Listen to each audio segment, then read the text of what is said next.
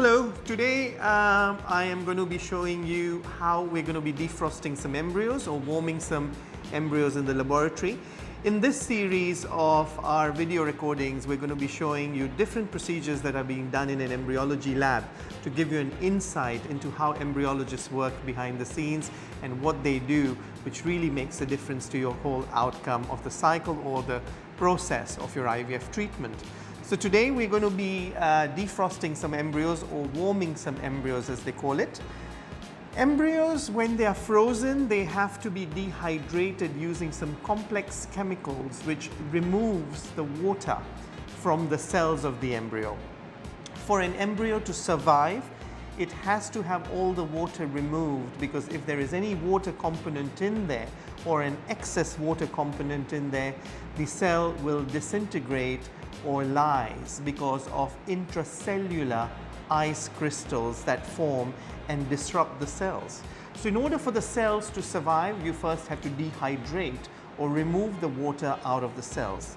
The way we do this is we first move the embryos into various different concentration of culture media that have got these dehydrating chemicals, which we call cryoprotectants. And as we pass the embryos through these various different solutions, which takes more and more water out of the embryo reaches a stage at which it can be called dehydrated. Once the embryo is adequately dehydrated, it can be frozen at ultra low temperatures using the process called vitrification. And once the embryos are in storage at minus 196 degrees, yes, it is minus 196 degrees, they are stored in liquid nitrogen tanks. So today what we're going to show you is how do we defrost those embryos and then get the water back in. So the first step is to increase the warming rate. So we have a dish here and we have some media that we are going to use to get the embryo warmed. This media is kept at 37 degrees, and the first thing we need to do is take the embryo out, which is held in these straws, and immediately warm the embryo. The embryo is now in a warm solution and the embryo comes off the straw. And you can see on the screen there that there's a straw there, and I will just focus. I'll remove the straw now because the embryo has left the straw, and I will focus on the embryo itself. And here we are, there's the embryo there which is floating.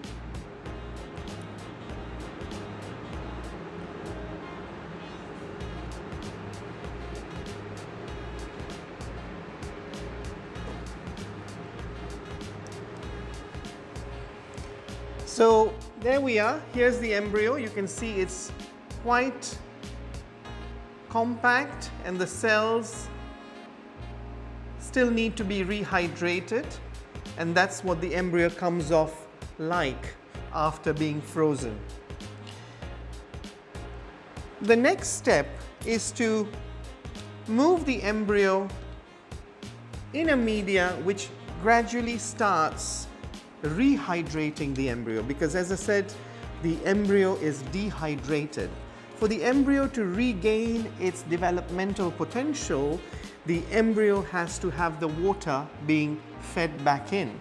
And how do we do this? We do this by adding more media which gradually pumps the water back in, so the cells start rehydrating themselves.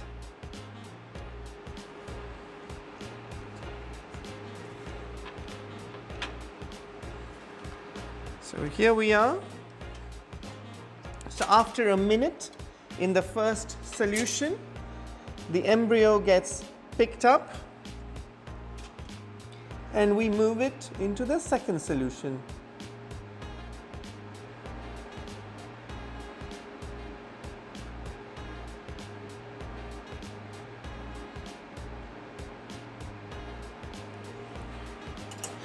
So we set the timer for 3 minutes. And here we are. There's the embryo again.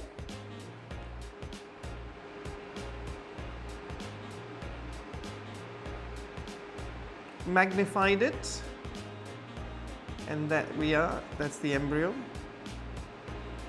That's a blastocyst. So it is, when all the water is removed from the blastocyst, it does crumple up or look quite different when expanded blastocysts are there.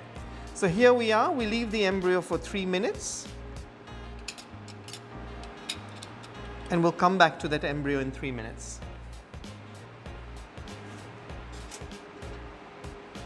3 minutes, we now move the embryo out of the middle solution.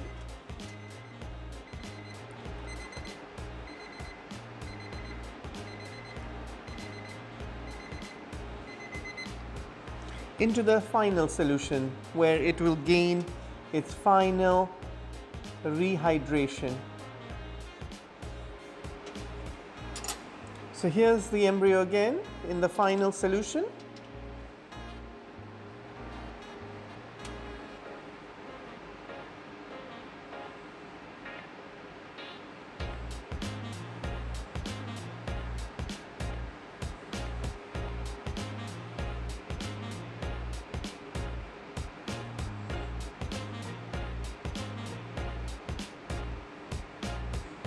And we start the timer for 5 minutes. So there we are.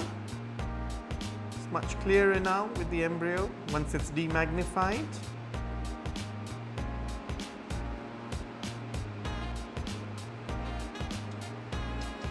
So we'll wait for 5 minutes, after which the embryo will be put into culture media where it's going to continue to grow for a couple of hours before the embryo is transferred.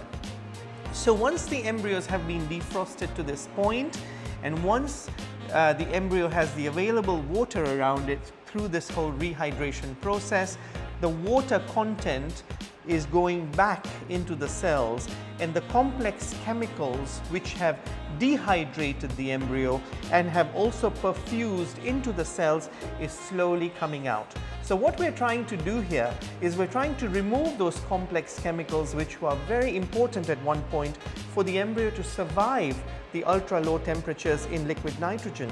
And by defrosting that, we now need to get those complex chemicals back out of the cells and put the physiological condition, which is put the water back in.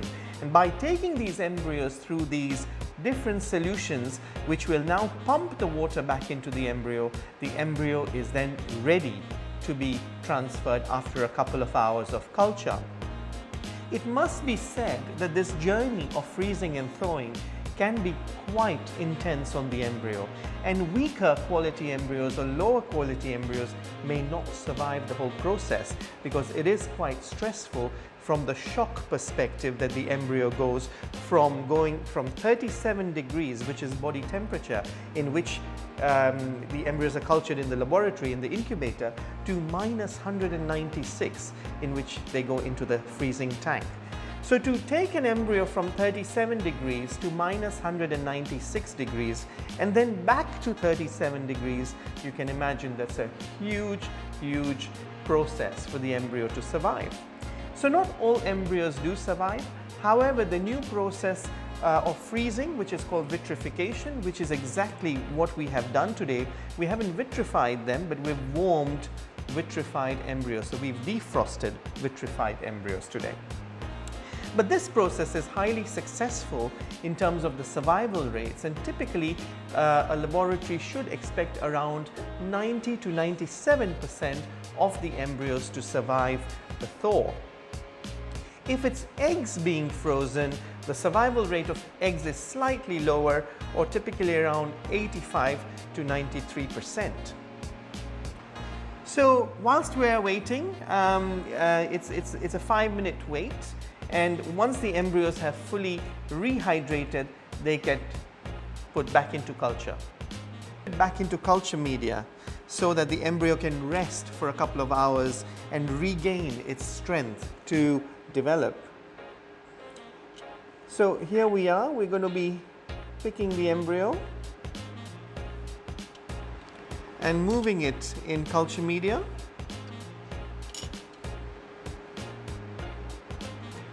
Just going to wash the embryo very thoroughly.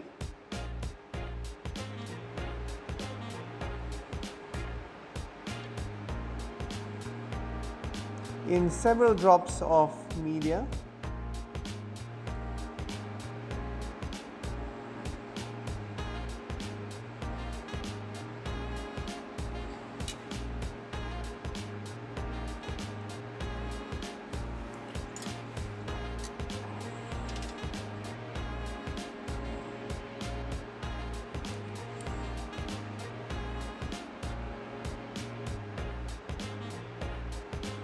And here we are, here's the embryo in its final dish before it's going to get transferred. So now we're going to be putting the embryo in the incubator. Here's the incubator, and we transfer the embryo in the incubator in its final dish. We leave the embryo for around 2 hours to regain its strength, to re-expand, because at this stage, as I said, the embryo or the blastocyst is in a fully collapsed state. So it needs around a couple of hours so it can start pumping the water back in and start re-expanding. After 2 hours, the embryologist would again assess the embryo to make sure that the embryo has not disintegrated over these 2 hours whilst it has been defrosted. Very rarely embryos show survival to the point of being defrosted, but when they are put back into culture media, they do not have the potential to re-expand or the energy reserves to re-expand, and the embryo may disintegrate or lose its potential. At that stage, it's quite important for the embryologist to then plan the next steps, which may be to defrost another embryo which may be in storage. So I hope this video has been useful and it has given you a good insight of how we defrost embryos in an embryology lab. Thank you so much.